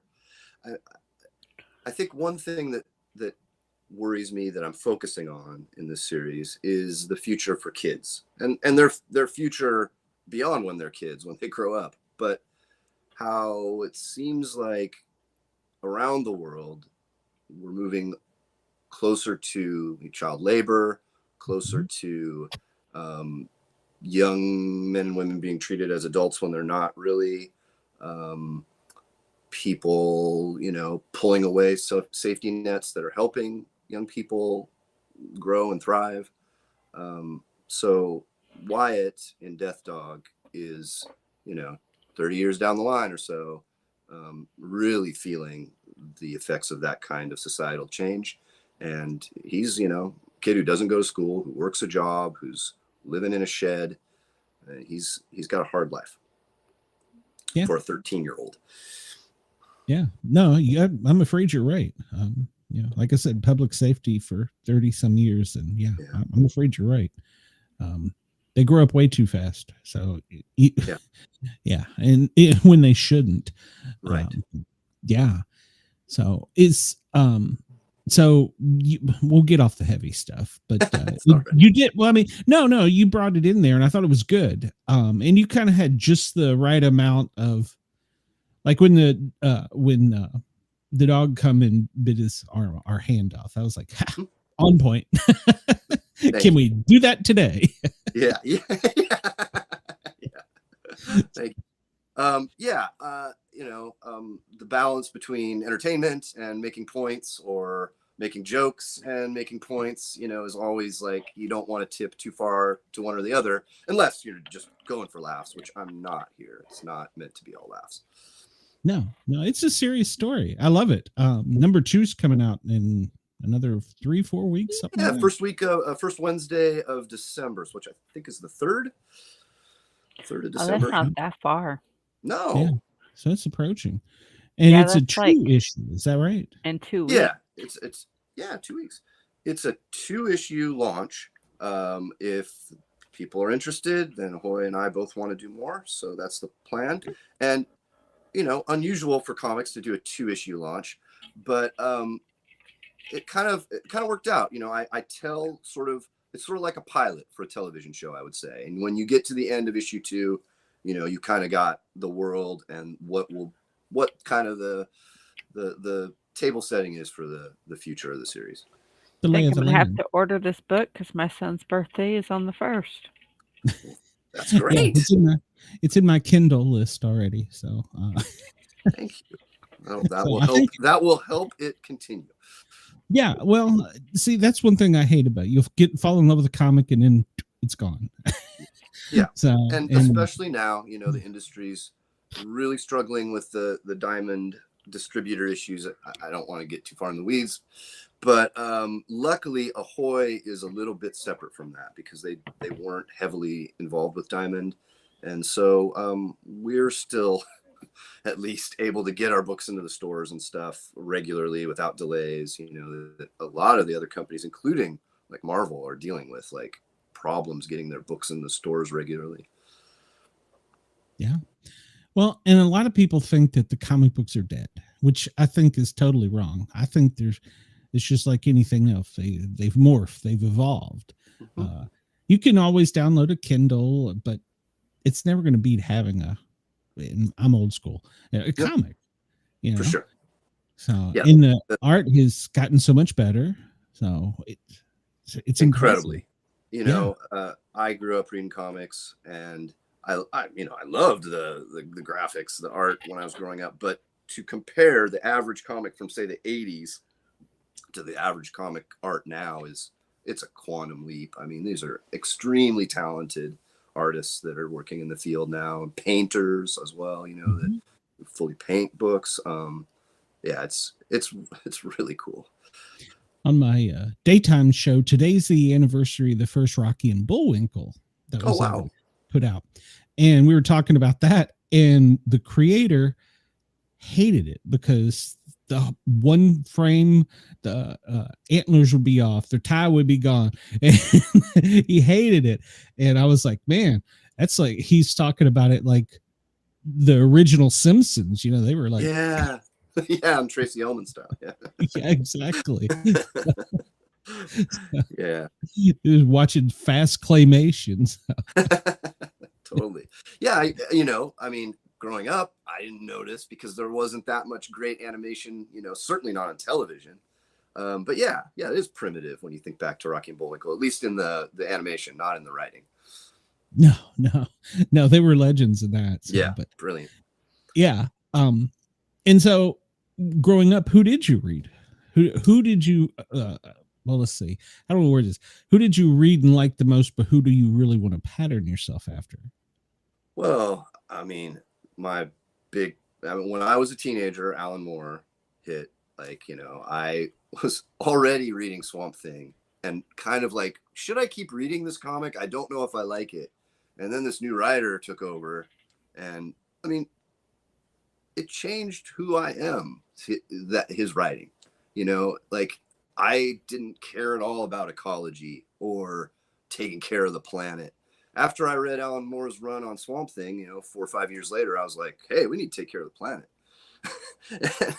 So I mean, he's got to be my number one because of that. I still read his novels and stuff he's putting out and love them. So I read everything he wrote when it came out. In sort of the more like standard comics, my favorite guy was John Byrne.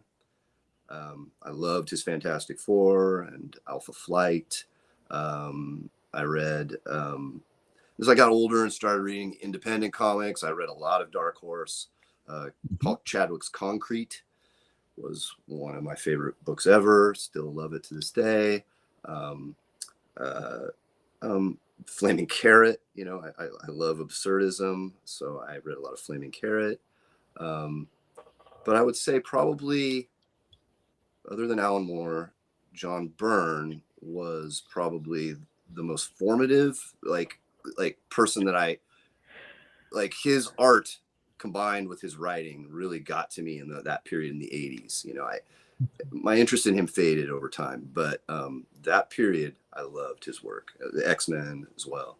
And then, yeah, it sounds pretentious to say, oh, I want to write like Alan Moore. I don't think I'm Alan Moore, and I don't have the like a billion word vocabulary, and I didn't grow up in England, you know, and I'm not him. But as far as taking it seriously and thinking deeply about things and not going, it's just a comic book or it's just a job, you know, like I really I get a lot of inspiration from him. I was really into Grant Morrison too, and still love Grant Morrison. And one of the coolest things that's happened to me in my short career was like, we did a thing at Ahoy for our 5th anniversary where we did one of those things where one writer writes the first chapter, another writer writes the second chapter. Cool. And Grant Morrison wrote the first chapter, and I got to write the second chapter, which was like a dream come true to kind of collaborate with Grant Morrison, who his Doom Patrol in the 90s was probably my favorite comic book in the 90s. Yeah. So I don't know if I answered your question very well. Or no, you did. You did. But well, as what I can tell from your writing style with this, you do mix a lot of serious, but here's a little side humor. So you do kick that in, and I like that. Thank you. Yeah, I think, you know, it can be it's entertainment. Not all art is entertainment, right? But I am, you know, Ahoy, we're trying to put out entertainment. We're not trying to just make people feel terrible. so yeah, it's definitely a balance. But I some of my favorite media has that balance. You know, like the films of the Coen brothers or Martin Scorsese. They have that same. Oh, this is hilarious. Oh my God, this is scary and impactful. Yeah. Right next to each other. And yeah, if I can evoke that kind of style, I'm happy to try. When you were growing up, did you always say, I want to write comics, or did originally I wanted to be an actor. I lived in LA for a long time, and I moved to LA for that reason and did some acting, little parts, and couldn't really make a living at it. So then started to focus on writing, and originally was working more on trying to get into screenwriting, and saw that it was very difficult, found it very difficult to break in. And I already loved comics, and one of my mentors was like, you should try comics. So that's kind of what happened. I just kind of shifted my writing exercises over from practicing screenwriting to practicing writing a very different style, right? Where, like I said, everything's like snapshots, and it requires a different muscle. But it's been great. And I guess I could say I've always wanted to be a writer, but there was definitely a point in my life where I wanted to be an actor more. And I think that's part of just like being in your like 20s and like, you know, that's a little niche, and it's hard to get into. So. Very hard. And, you know, it's so fun, you know, like some of the most fun I ever had was on TV and movie sets, but it wasn't easy to get those jobs, and I wasn't making a living. No. Well, even just, I know that you probably don't care, but here in Atlanta, there's a lot of movie sets. Oh, yeah. And just to work on a set or TV show production set as a paramedic, you wouldn't believe the competition. Oh, I'll bet. I mean, you know, and I've just done it fill-in for people. I've never taken it serious, But you come home at the end of the day and they're like, oh, here's a check for $600. Like, wait, what? Yes, they pay very well. And they feed you. They feed you well, usually. Yeah. And, you're if you're in front of the camera, you're basically playing a game and getting paid really well. And people are like kind of waiting on you and coming over and putting, makeup on you and stuff. You can see why people lose their minds and like their egos. One of the guys at the fire department was on duty at his part-time job, and they were filming The Walking Dead. And gosh, I can't remember her character. The tall black character, female. Oh, Michonne. Yes. She was walking through like some high grass for a scene, and there was a snake, and it freaked her out. So they were like, well, we don't know what to do. So they went to the fire station, because if anybody wants to solve a problem, they call the fire department. Yeah. And he's like, well, I could come out. I'm a snake expert. He said, I could come out tomorrow and I'll take care. He literally had a fat person's picker upper in a 5-gallon bucket. I'm like, how in the hell? But she was his personal snake person. How in the hell did you fall into that? That's a great story. So, and it's true. It's true. No, that's well, yeah. And I believe 100% that a Hollywood production would be like, oh, thank God, we found a snake expert. He said he's a snake expert. Hire him. And yeah, he's like BSing his way through it. Like, oh my God. And everybody trusts the fireman. Don't. If I didn't know that. Yeah. But yeah, so, and then a few times I've been on set, and I don't know all their names, PAs and the people below the PAs. I've been called back and been like, hey, can you fill in on set? I'm like, oh yeah, you just need me to be a medic. And they're like, no, we need you on camera to play a medic. I'm like, like, it'd be that hard. Yeah, no, you know how to be a medic, right? Yeah, okay. You're gonna blow something up. I'm gonna run some people away from it. I got it. Check. Oh, that's cool. Yeah, no, yeah. I know. I see the little Georgia peach at the end of all the shows and things I watch. I know, or not the Georgia peach. Yeah, it's Georgia and Atlanta, both. Like Georgia as a whole and Atlanta, right? Oh yeah. DC, Marvel. I don't know who their bigger companies are down there, but yeah, they've got whole sets, and it's impressive. We had to go inspect.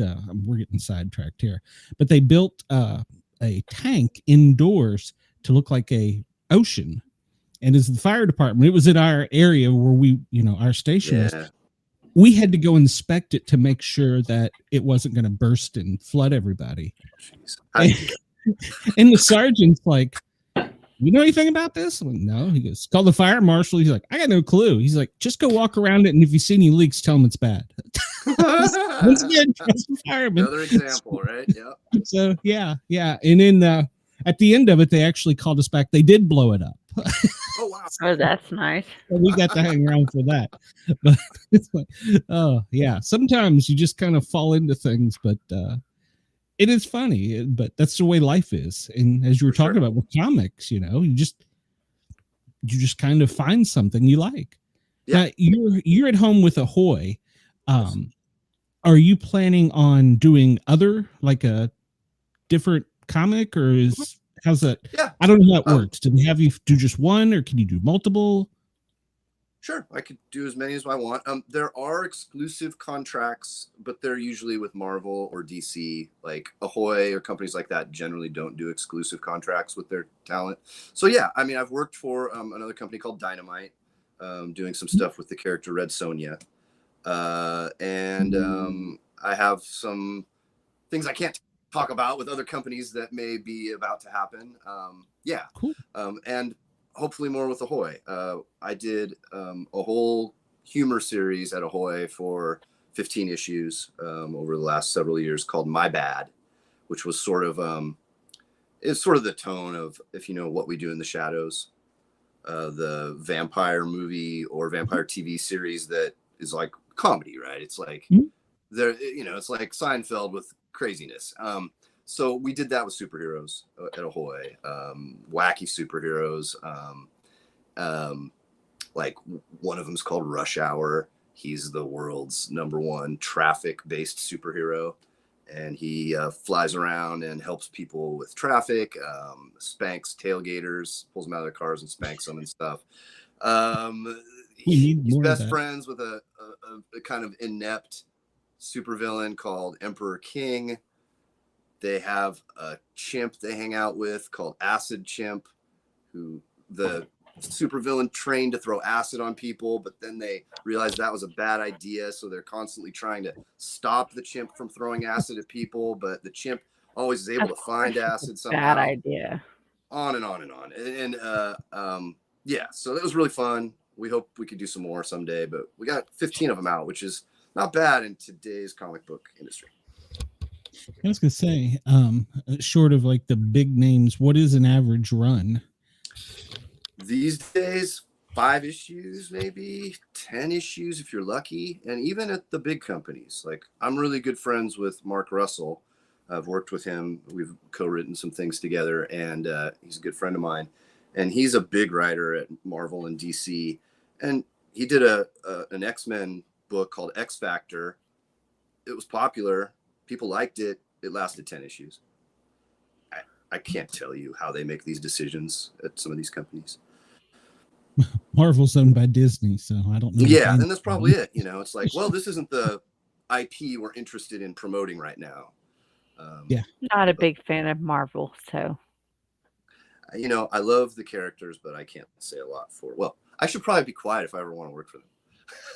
Yeah. It'd probably be good We for my got like career to 2 work with people them, watching. You're okay. So. But I hear what you're saying, Harley.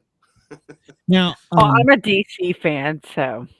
Yeah, no. Yeah, And it's fine. DC, honestly, is a really good company and really good people work there. And Yeah. Great characters. Yeah. We are live in Australia. How do you have you ever worked overseas? How does the comic market work in other places as opposed to here? Yeah. I had a handshake deal with a French company called Humanoids, but they just went out of business due to the chaos caused by the distributor issue with Diamond. So that's not going to happen. But yeah, there's companies all over the world, and comics are published all over the world. And if in a place like Australia where they speak English, you know, we can just ship our stuff over there. And so, yeah, we're definitely available. And then if things get popular, they translate like to other languages. So yeah, it's absolutely an international field. And Japan, of course, you know, manga is huge, right? Like I would love to. My daughter is obsessed with manga. Yeah. Well, they are obsessed with it. And so, yeah, I have no clue about it. It's probably the most popular kind of comic book with young people now is Japanese manga. Wow.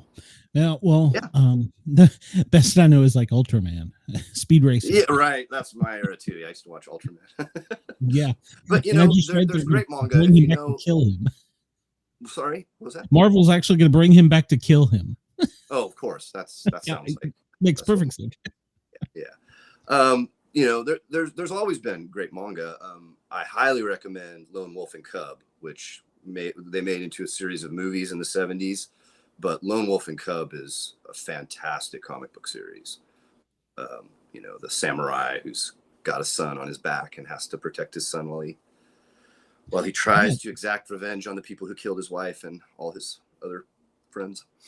I got into the Transformers because the comic book shop in Alexandria, Virginia had the big European copies. 8.5 by 11, and that's how I got into Transformers, and I was hooked after that, and I would buy everything that was Transformers comic wise. And so yeah, I like that. But I do like the big sizes. Those big sizes are great. My 21-year-old daughter has been into Japanese anime since she was 3. Wow.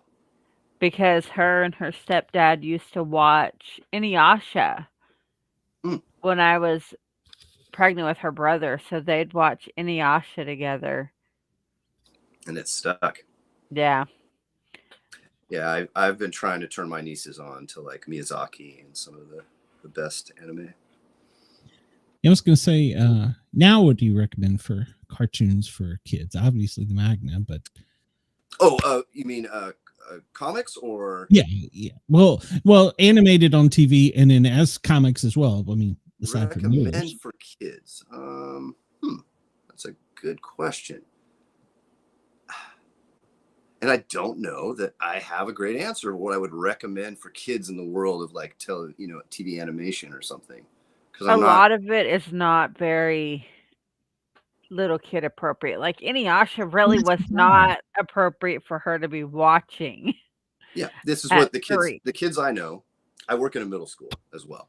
So the kids I talk to, they're like into like Demon Slayer and stuff like that. Well, I can't say that I recommend that for kids, Well, If they don't like kids, they might not be allowed to watch it, I don't know. my daughter likes the Black Butler and something Academy. I can't remember the name of it. Oh, the Hero Academia? Yeah. My Hero Academia. Yeah. That's very popular too. The Superhero Academy stories. I guess I would result to my grandchild now. I would probably just go back to Spider-Man. Yeah. My 13-year-old is obsessed with Spider-Man. Nothing is wrong with Spider-Man. No. The newest Spider-Man cartoon, which I have not seen, has people say is fantastic and great for kids, and it gets rave reviews. I mean, the Miles Morales, the 2 Miles Morales movies, if we're going to talk Spider-Man, the Into the Spider-Verse movies, those are very well done. And I love them. I mean, I liked the Harley Quinn series that was on HBO. Not for Harley kids. Quinn it's not for kids, but still. Yeah, I know I'm still lots of traumatized cartoons about that what I they did like with that I Velma. can't recommend to kids. I mean, cartoons are not like they were when we were younger. No. Not at all. They were they weren't really appropriate then either. Yeah, that's the problem. We were tainted. Started all this. Yeah, I don't know That's if you why heard we me, but watch cartoons like we do now. Let's see, The Simpsons and King of the Yeah. Hill and Futurama and South Love Park. them all. South Park really messed with us. Yeah, South Park still to this day is messing with them. Yes. Yeah, I don't know if you heard me, but I'm still traumatized about what they did with Velma. So Yeah, right. yeah, I was like, what is this? Yes, so true. My wife is like, are we gonna watch this? And I'm like, yeah, no. And then when you're gone, yes. Yeah, sometimes they take some big swings with these legacy characters, and they're a little strange. Yes. Yeah, I agree. It's got a niche, but I don't know that I don't know. It just doesn't feel like anything that's connected to the Scooby-Doo that I. Exactly. So now, have you ever thought about, being that you were screen writer, trying to get something from the comic book up to the screen? That would be a huge step, I would assume. Absolutely, would love that. It's a good possibility. I mean, a lot of the industry now, honestly, is kind of pointed that direction. Like, we're going to publish these things, but we hope that they get picked up by Hollywood. Is kind of the open secret about a lot of the comic book industry now. So yeah, at a company like Ahoy, like when I signed my contract, like I own Death Dog, and I own like the rights to it. If I wanted to go somewhere else with Death Dog and do it in another company, I could. But Ahoy would retain their percentage, like, of the future media rights or whatever. And that's what most companies do now. That's how they kind of hedge their bets or try to invest in the future. I would love to do it. I would love to be lucky enough to write it if any of my stuff got adapted. And that's possible. My friend Mark Russell is currently working on a couple different projects with Hollywood, and they are letting him script his adaptations of his own work. So that's cool. It can happen. Yeah. I would love that.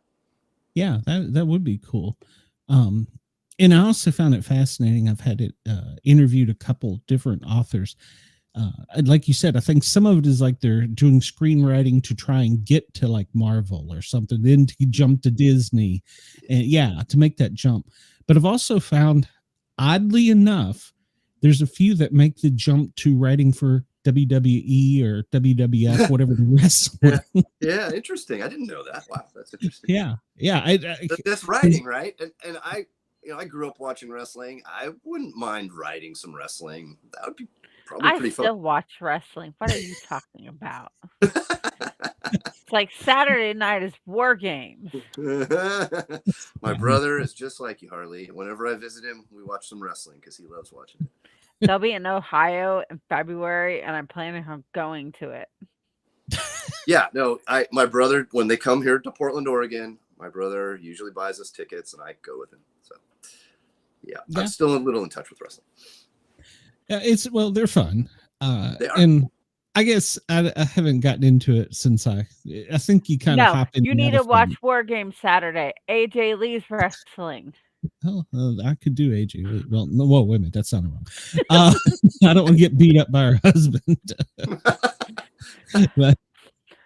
but yeah, it's oddly enough, I've heard that from a couple people. They're like, well, we can go over here and write because this is somehow like writing comic books. And I'm like, well, how does that transfer? And they're like, it's all scripts. Wrestling is like soap operas. It really is just a different form of it. It's more melodrama, but it's soap operas for men. Yeah, I would agree. Except I think nowadays more women watch wrestling than men do, but that's just a different story. There's a lot of women in the crowd when I go with my brother. Yeah. They're there for the muscles. So. Actually, they're there for Rhea Ripley. I have no idea who that is. So I'm guessing it's a woman who's a wrestler. When we would show up on a call at the fire department, they're like, "Where are the guys in the calendar?" They're just.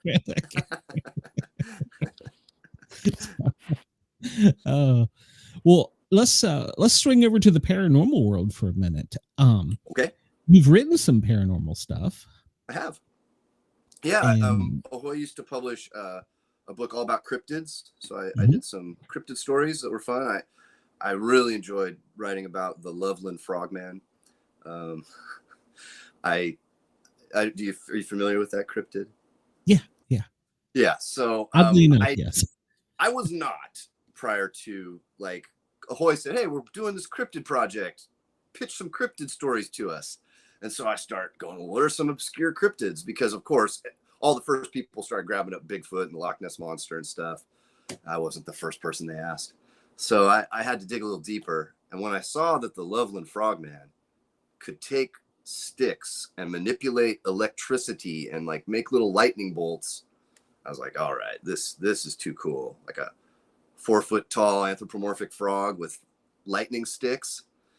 And so I wrote a story where he's like the protector of Loveland, Ohio. And he helps people all the time. But there's this guy who's having a hard life, and he's like, why doesn't the frogman ever help me? And so he takes upon himself that he's going to hunt down the frogman, kill him, and sell his body to science.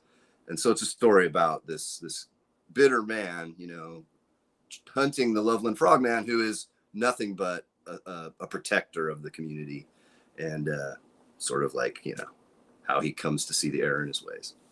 So that was super fun. And I also did one. That's what most Bigfoot people do. They end up going down the rabbit hole, and then they're like, well, I got to prove this. And they spend their whole life trying to. Yeah. And and I love Bigfoot, by the way. I would have definitely written some Bigfoot stories if other people hadn't stolen that from me. And I did one about Capelobo, which is a Brazilian cryptid that's got like the head of an anteater, like the body of a 7 foot tall man, hooved feet, and this is what sold me on this one, can transform into a tapir, like those piggy looking things that eat leaves and stuff. Yeah. And it's like this terrifying brain eating, like it uses its anteater snout to like suck your brains out and your blood out and kill you, but it can also turn into a cute little tapir. So I wrote a story about that one too. And yeah, I wish Ahoy was still doing the cryptid book because it's so much fun to write monster stories. I've written in other Ahoy stuff. I've written werewolves and mummies, and it's so much fun. Yeah, we had I think it was Bigfoot Detective, and Yeah. yeah, he was talking. One of the things that fascinated me the most about it, how the Bigfoot went into a tree and could move from any tree to any tree in the tree. I was like, that's kind of cool. Oh wow, that is cool. That's kind of cool. So yeah, He was an autistic teenager who wrote this. And he was also yeah, a he Bigfoot. was, Yeah, he he was was still coming autistic in, and he yeah. was a teenager who did this. Well, Yeah, he was still I know a around. lot of young people with autism, and I'm autistic, and all three of my kids and my daughter is autistic. So so you know that people with autism are often capable of some hyper focus and can really get good at things and learn about things and become experts. So my middle son is hyper focused on weather, Mm. and he'll be 15 here really soon, and he wants to be a storm chasing meteorologist since kindergarten. wow, that's so cool. Be careful. Tell him to be careful. He grew up in Oklahoma, so Oh, so they know the territory. Yeah. Well, have you had any experiences in real life with the paranormal? I was warned that you're going to ask me this, and I Studied. I wish I had some incredible story for you. Like, I mean, I live in the Northwest. When I was a kid, like if we drove through the woods, I was looking for Bigfoot. Like, and we drove through a lot of woods growing up in Oregon. well, I up was here always like, in the Northwest, there's a Yeah. lot of trees.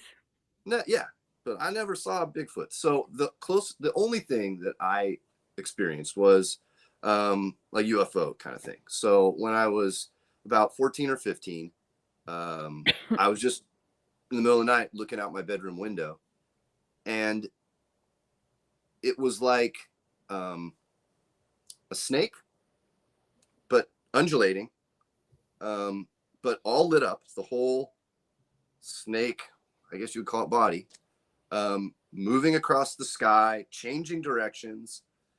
I've never seen anything like it. I've never seen anyone describe anything like it. I wasn't, I was a very straight-laced kid. I wasn't like drunk or, smoking weed or anything. I was 100% sober, just looking out my window at the stars and saw this bizarre thing that kind of scared me, and kind of like I ran and told, my family, and it was gone. So I know that's not the most incredible story, but that's my one thing that I could never explain right in my life. I've always been like, what the heck was that?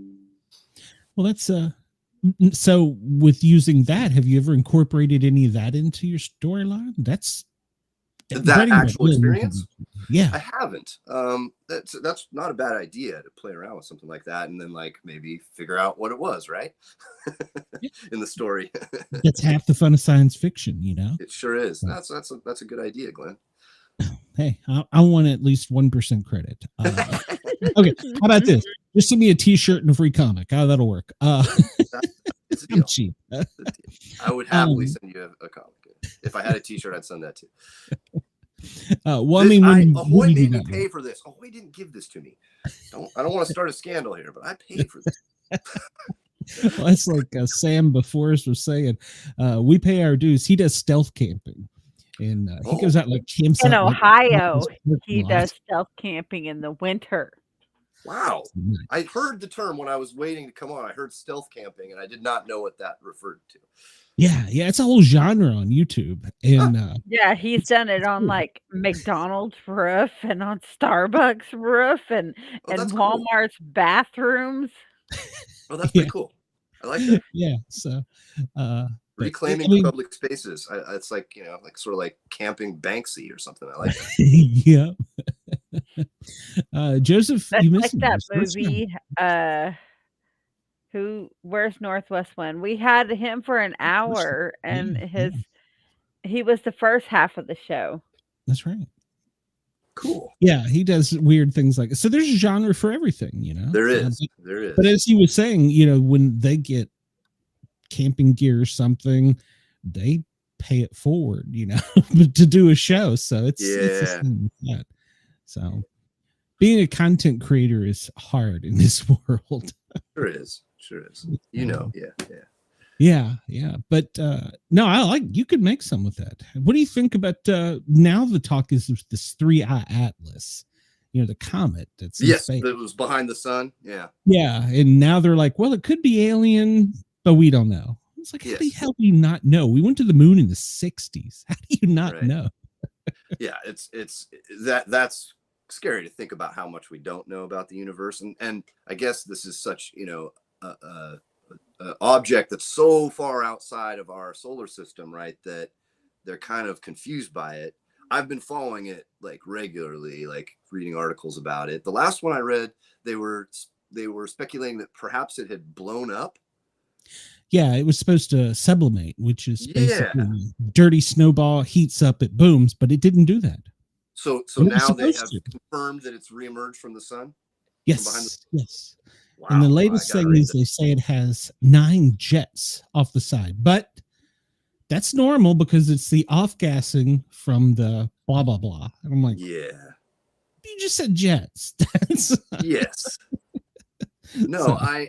I've been fascinated by that. And, going on like the Futurist website or whatever is like writing it's like writing field work, it's like okay, what kind of ideas, what kind of things are going on, like, oh, there's a strange comet or maybe not comet that's going behind the sun. I mean, there's a lot of fodder for stories and those kinds of things. And I wrote years ago when the first autonomous vehicles were starting to pop up on the roads, I wrote a whole story about that because it's like, oh, I'm fascinated by this idea, like, it's hasn't gone that far in most cities, but like if you're in Los Angeles now, it's kind of just a standard thing to see these autonomous Waymos driving around. So I love reading about whatever's going on the cutting edge. Yeah, and I don't think I think we would actually be arrogant to think we're the only ones in the universe, because mathematically we know a speck of dust compared to everything. So I think we'd be foolish to. But what I would bet that we are not alone. No, not even close. No. And they're probably driving by going, they smell funny and they're pretty dumb. Yes. Have either of you seen the Plurbius, the new show Plurbius? Mm-mm. It's a fantastic new show that's on Apple, and the premise is some aliens communicate with Earth.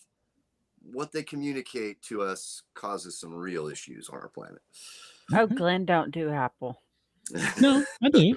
I've got an iPad. I'll pay for Apple TV. So I have Apple TV. You can use mine. Yeah, I highly recommend Plurbius. It's great sci-fi. Okay, I will check it out. I'm always up for something new. And before we let you get out of here, what new do you have coming up? Obviously, number 2 is coming out in, you said, 2 weeks. Yep. What's after that? After that are a couple of projects that I hope I can announce soon. One of them is creator-owned, like my own thing. The other one is another like legacy character from the media that a company other than Ahoy works with. I've been doing some writing at Ahoy. Ahoy's got the Toxic Avenger license from those old movies and the new movie with Peter Dinklage. And so I've been doing some of that. So some of that's coming out in collected form soon. That's kind of like By Death Dog, Toxic Avenger, My Bad, the series that I was talking about earlier. There's 3 collected volumes. Project Cryptid, which we've been talking about, collected volumes of that available all kinds of places. But right now it's Death Dog, and hopefully I can talk next time I come on. I can talk about some of the other things that are about to be announced. Absolutely, we want you back. I mean, the hour went by quick, so but yeah, we want you back, and maybe you'll have some cryptid encounters between now and then. So I hope so. I mean, I've spent most of my life in the Northwest, and I need to see a Bigfoot. It's funny. I went to visit some family out there, and I mentioned, Bigfoot, and they're like, "Oh yeah, he exists." And we're driving around, and there's like Bigfoot signs, Bigfoot, everything was Bigfoot. I was like, what the statues? hell? Like literally here in Portland, there's 4 or 5 Bigfoot statues, and in Washington, Seattle area, there's more of them. We love. And Bigfoot. Here they look at you like you're silly. They're like, what's wrong? Brain damage. I mean, there's so many wild places and so many woods here. It's easy to believe, right? It's easy to believe that there could be those guys running around out there. Oh yeah. Well, I mean, if you look at he's into the whole Bigfoot. Yeah, thing. Bigfoot's my jam. Mine's the whole possessed dolls. No. Well, my sister-in-law Annabelle looks possessed. No. My sister-in-law has a little old one of those porcelain doll type dolls. Those ones are the scariest ones of them all. And why would you want a porcelain? Her kids are all scared of it. They try to hide it, put it in the closet and stuff because they don't want to look at it. Even worse, in my house, the Raggedy Ann doll is not allowed in the house because that is the original Annabelle doll. No, I'm good. And then the Robert doll, that's even more possessed than Annabelle. Yeah. Nope. Your house is haunted, Andrew. Well, come on the show. Maybe you should smudge it with sage. We've had people that but come in and have all kinds of stories about that stuff. So yeah. And we've had people come on and talk to us about aliens and some encounters, and some people say, "Oh, it's crazy stuff," but they seem pretty genuine people to me. So I don't know. I'm not one to judge. So well, like you said about the arrogance of thinking that we understand the whole universe and what's possible in it. We don't even understand our own planet that well. And no, we don't even know what's under the ocean, really. Exactly. So it's crazy. So yeah. So we need to be less arrogant about those kind of things. Absolutely. All right, Bryce. Well, I'm going to hold you to that. When you get your next thing coming up, I'm going to hold you to it. You got to come back and visit with us and tell us about it. And tell them where they can find your books at. Yeah. Death Dog, you're going to find at any good comic book store. There are comic book stores that won't order from, the smaller companies. So I can't guarantee it's at every store. But once these things get collected, then they're easy to find. They're, in Barnes and Nobles, and they're online and all kinds of stores. And of course, if you're not like Glenn and I, and you're okay with reading digital comics, these are available digitally for people to download to their iPads at the Amazon comic book store, whatever they call it these days. All right. Audible. Yeah, they kind of pulled it all Kindle. together, right? On the Kindle. I think it's all one thing. Yeah. It used to be called Comixology, but I don't think they call it that anymore. Yeah, I don't know. All right. Well, Bryce, thank you very much. I appreciate it. And hopefully you'll get some followers in Australia now that we got you turned on over there. So I'd love it. All right, man. Have a great night, and definitely keep up with me. You got my email. Let me know when you get the next one going. So okay. We will see you soon. Thank you, Glenn. Thank you, Harley. Thank you. You were the one that gave us your time tonight. Thank you, sir. So have a good evening. Yeah, you too. Bye. Andrew said he saw a UFO 8 years ago as well. Oh, well, he needs to come on and tell us about it. So I think it's my friend Andrew. Well, yes, it is my friend Andrew. Tell your friend my little brother. Oh, well, tell him to come over to the Sportcat shows, because we need you to come over and hit that subscribe button and help us out. All right, Harley, you got anything else going on? We're about out of time tonight. Well, Sunday we have 23 horror stories of Thanksgiving. We're going to tell you, it's 14 horrific stories of Thanksgiving, of people who's had horrific Thanksgiving stories. We figured we'd do that, considering, next week is Thanksgiving. Why not? Yeah, it's the holiday, so yeah, why not? Let's see. I don't know if I got anything. I don't think we have a show scheduled next week. We'll have to look and see. But I just looked and didn't see anybody in the lineup. I want to thank everybody. That's the day before Thanksgiving, so probably not. Yeah, I don't think so. I want to thank everybody at Dare Media for allowing us to tickle your ears. And of course, we appreciate everybody on Pine Island FM for tuning in. And I humbly request that you come over to YouTube and find me and click that subscribe button. We are so close to monetization. It would be most helpful. And I will be back on the Thin Line Rock Station, noon Eastern tomorrow, spinning the records, playing some hits. And then after that, I have the Sportcat Daily Gazette from 2 to 4, where we talk weirdness, and there's plenty of weird news. So come catch me over there, and I will see you guys and gals later. Bye. Bye. And, so give you a heads up. We're going to kill the radio first, but we'll have to come back to YouTube. Complicated.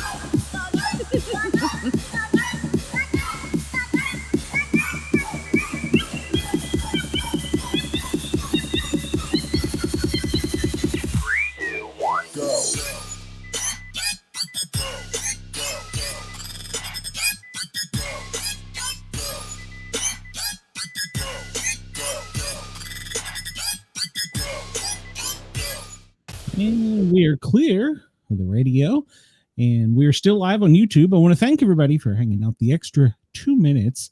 The studio is still acting up, so hold on tight, Harley. This is going to hurt. Well, no, it's not. I got to push. It's the Harley Show.